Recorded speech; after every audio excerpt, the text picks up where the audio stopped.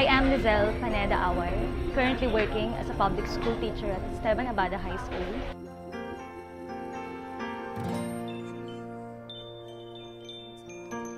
I've been teaching for 7 years, 1 year in the private school and 6 years in the public. So what made you decide na lumipat sa public school? I have this heart na maturuan ko din yung mga bata na kung saan ako nandun before, nung nag-aaral ako.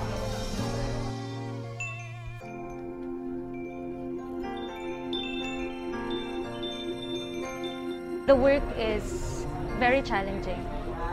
Na-test talaga yung patience ko. Hindi lang sa mga bata sa pagtuturo, but also when it comes to relationships sa mga co-teachers ko. At this point in time, God has promoted me that well.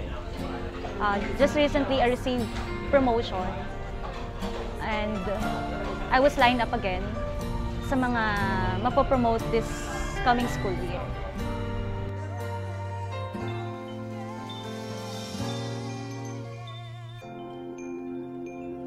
Currently, I am enrolled in a law school, full-time, third-year law student. Hindi naging madali yung journey ko as a teacher at the same time, a law student.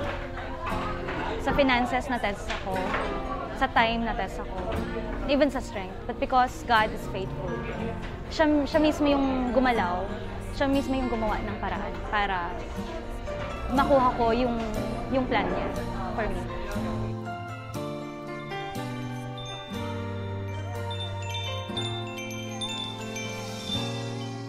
So curious lang ako, Lizelle, you are studying right now as a third year student sa law school and also a full-time public teacher. So, kamusta pa ba si Lizelle sa loob ng kanyang pamilya? Recently, yung father ko, hinid na ma-hospitalize. Doon ko nakita yung miracle ng God. Tumawag yung kapatid ko, yung ate ko, even si mama. Good news, hindi na daw kailangang i-hospitalize. I-admit si Papa sa hospital. Dadaanin na lang daw sa gamot. During that time, Lizelle, ano ba yung pinangahawakan mo na promise ng Panginoon sa family? Sa family ko? Actually, dun sa sinabi ng Lord sa Jeremiah 29:11 na alam ko, dineclare ng Lord sa buhay ko. The Lord says, "For I know the plans I have for you, plans to prosper you and not to harm you, plans to give you hope in the future." Alam ko yung not to harm you, i-extend ng Lord maging sa family ko.